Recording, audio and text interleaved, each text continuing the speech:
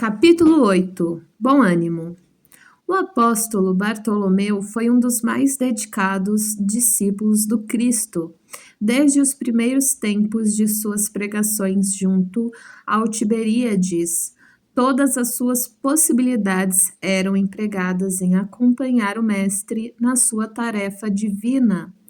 Entretanto, Bartolomeu era triste e vezes inúmeras o Senhor o surpreendia em meditações profundas e dolorosas. Foi talvez por isso que, uma noite, enquanto Simão Pedro e sua família se entregavam a inadiáveis afazeres domésticos, Jesus aproveitava alguns instantes para lhe falar mais demoradamente ao coração. Após uma interrogativa afetuosa e fraternal, Bartolomeu deixou falar-se o seu espírito sensível. Mestre, exclamou timidamente, não saberia nunca explicar-vos o porquê de minhas tristezas amargurosas. Só sei dizer que o vosso evangelho me enche de esperanças para o reino de luz que nos espera os corações, além nas alturas. Quando esclarecestes que o vosso reino não é deste mundo, experimentei uma nova coragem para atravessar as misérias do caminho da terra, pois aqui o selo do mal parece obscurecer as coisas mais puras. Por toda parte é o triunfo do crime, o jogo das ambições, a colheita dos desenganos. A voz do apóstolo se tornara quase abafada pelas lágrimas. Todavia, Jesus fitou-o brandamente e lhe falou com serenidade. A nossa doutrina, entretanto, é a do Evangelho ou da Boa Nova. E já viste, Bartolomeu, uma boa notícia não produzir alegria? Fazes bem conservando a tua esperança em face dos novos ensinamentos, mas não quero senão acender o bom ânimo no espírito dos meus discípulos. Se já tive ocasião de ensinar que o meu reino ainda não é deste mundo, isso não quer dizer que eu desdenhe o trabalho de estendê-lo um dia aos corações que mourejam na terra. Achas então que eu teria vindo a este mundo sem essa certeza confortadora? O Evangelho terá de florescer primeiramente na alma das criaturas, antes de frutificar para o espírito dos povos. No entanto, venho de meu Pai, cheio de fortaleza e confiança, e a minha mensagem há de proporcionar grande júbilo a quantos a receberem de coração. Depois de uma pausa em que o discípulo contemplava silencioso, o mestre continuou. A vida terrestre é uma estrada prodigiosa que conduz aos braços amorosos de Deus. O trabalho é a marcha, a luta comum é a caminhada de cada dia. Os instantes deliciosos da manhã e as horas noturnas de serenidade são os pontos de repouso, mas ouve-me bem, na atividade ou no descanso físico, a oportunidade de uma hora, de uma leve ação, de uma palavra humilde, é o convite de nosso Pai para que semeemos as suas bênçãos sacrossantas. Em geral, os homens abusam desse ensejo precioso para anteporem a sua vontade imperfeita aos desígnios superiores, perturbando a própria marcha.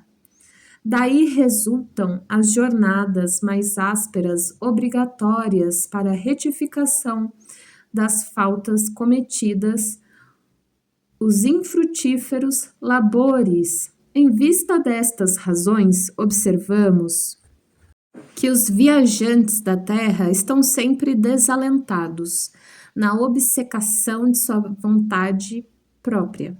Ferem a fronte nas pedras da estrada, cerram os ouvidos à realidade espiritual, vendam os olhos com a sombra da rebeldia e passam em lágrimas em desesperadas imprecações.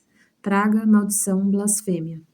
E amargurados gemidos, sem enxergarem a fonte cristalina, a estrada cariciosa do céu, o perfume da flor, a palavra de um amigo, a claridade das experiências que Deus espalhou para a sua jornada em todos os aspectos do caminho. Houve um pequeno intervalo nas considerações afetuosas depois do que, sem mesmo perceber inteiramente o alcance de suas palavras, Bartolomeu interrogou: Mestre, os vossos esclarecimentos dissipam os meus pesares, mas o Evangelho exige de nós a fortaleza permanente? A verdade não exige, transforma. O Evangelho não poderia reclamar estados especiais de seus discípulos, porém, é preciso considerar que a alegria, a coragem e a esperança devem ser traços constantes de suas atividades em cada dia. Por que nos firmamos nos pesadelos de uma hora se conhecemos a realidade gloriosa da eternidade com o nosso Pai? E quando os negócios do mundo nos são adversos? E quando tudo parece em luta contra nós? Perguntou o pescador de olhar inquieto. Jesus, todavia, como se percebesse inteiramente a finalidade de suas perguntas, esclareceu com bondade. Qual o melhor negócio do mundo, Bartolomeu? Será a aventura que se efetua a peso de ouro, muitas vezes amordaçando-se o coração e a consciência para aumentar as preocupações da vida material, ou a iluminação definitiva da alma para Deus, que se realiza tão só pela boa vontade do homem, que deseje marchar para o seu amor por entre as luzes do caminho? Não será a adversidade nos negócios do mundo um convite amigo para a criatura? Semear com mais amor um apelo indireto para o arranque às ilusões da terra, para as verdades do reino de Deus? Bartolomeu guardou aquela resposta no coração, não, todavia, sem experimentar certa estranheza. E logo, lembrando-se de que sua progenitora partira havia pouco tempo para a sombra do túmulo, interpelou ainda ansioso: Mestre, e não será justificável a tristeza quando perdemos um ente amado? Mas quem está perdido, se Deus é o Pai de todos nós? Se os que estão sepultados no lodo dos crimes hão de vislumbrar um dia a alvorada da redenção? Por que lamentarmos em desespero o amigo que partiu ao chamado do Todo-Poderoso? A morte do corpo abre as portas de um novo mundo para a alma. Ninguém fica verdadeiramente órfão sobre a terra, como nenhum ser está abandonado, porque tudo é de Deus e todos somos seus filhos. Eis porque todo discípulo do Evangelho tem de ser um semeador de paz e de alegria. Jesus entrou em silêncio como se houvera terminado a sua exposição judiciosa e serena. E, pois que a hora já ia adiantada, Bartolomeu se despediu. O olhar do mestre oferecia ao seu, naquela noite, uma luz mais doce e mais brilhante. Suas mãos lhe tocaram os ombros levemente, deixando-lhe uma sensação salutar desconhecida. Embora nascido em Caná, da Galileia, Bartolomeu residia então em Dalmanuta, para onde se dirigiu, meditando gravemente nas lições que havia recebido. A noite pareceu-lhe formosa como nunca. No alto, as estrelas se lhe afiguravam as luzes gloriosas do palácio de Deus, à espera das suas criaturas, com hinos de alegria. As águas de Genezaré, aos seus olhos, estavam mais plácidas e felizes. Os ventos brandos lhe sussurravam ao entendimento cariciosas inspirações, como um correio delicado que chegasse do céu. Bartolomeu começou a recordar as razões de suas tristezas intraduzíveis, mas com surpresa não mais as encontrou no coração. Lembrava-se de haver perdido a afetuosa progenitora. Refletiu, porém, com mais amplitude quanto aos desígnios da providência divina. Deus não lhe era pai e mãe nos céus? Recordou os contratempos da vida e ponderou que seus irmãos pelo sangue o aborreciam e caluniavam. Entretanto, Jesus não lhe era um irmão generoso e sincero? Passou em revista os insucessos materiais.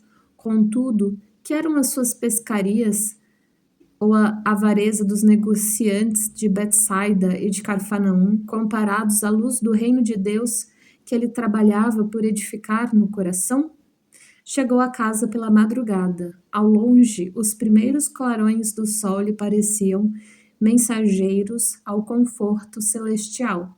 O canto das aves ecoava em seu espírito como notas harmoniosas de profunda alegria. O próprio mugido dos bois apresentava nova tonalidade aos seus ouvidos. Sua alma estava agora clara, o coração aliviado e feliz.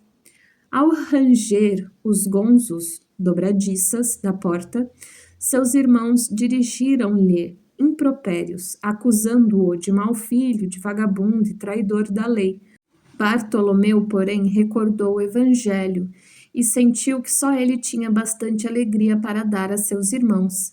Em vez de reagir asperamente como de outras vezes, sorriu-lhes com a bondade das explicações amigas.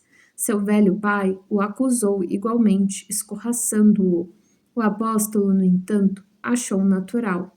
Seu pai não conhecia Jesus e ele o conhecia. Não conseguindo esclarecê-los, guardou os bens do silêncio e achou-se na posse de uma alegria nova. Depois de repousar alguns momentos, tomou as suas redes velhas e demandou sua barca. Teve para todos os companheiros de serviço uma frase consoladora e amiga. O lago como que estava mais acolhedor e mais belo, seus camaradas de trabalho mais delicados e acessíveis. De tarde não questionou com os comerciantes, enchendo-lhes, aliás, o espírito de boas palavras e de atitudes cativantes e educativas. Bartolomeu havia convertido todos os desalentos num cântico de alegria ao sopro regenerador dos ensinamentos do Cristo. Todos o observaram com admiração, exceto Jesus, que conhecia com júbilo a nova atitude mental de seu discípulo. No sábado seguinte, o mestre demandou as margens do lago, cercado de seus numerosos seguidores. Ali aglomeravam-se homens e mulheres do povo, judeus e funcionários de Antipas, a par de grande número de soldados romanos. Jesus começou a pregar a boa nova e, a certa altura, contou, conforme a narrativa de Mateus, que o reino dos céus é semelhante a um tesouro que, oculto num campo, foi achado e escondido por um homem que, movido de gozo, vendeu tudo o que possuía e comprou aquele campo.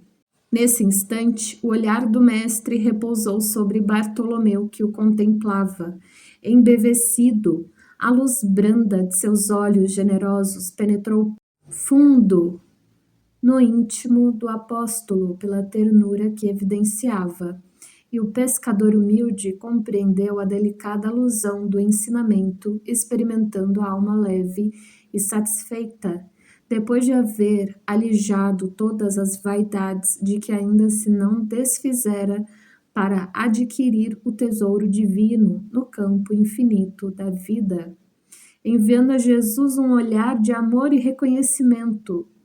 Bartolomeu limpou uma lágrima.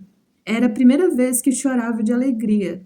O pescador de Dalmanuta aderira para sempre aos eternos júbilos do Evangelho do Reino.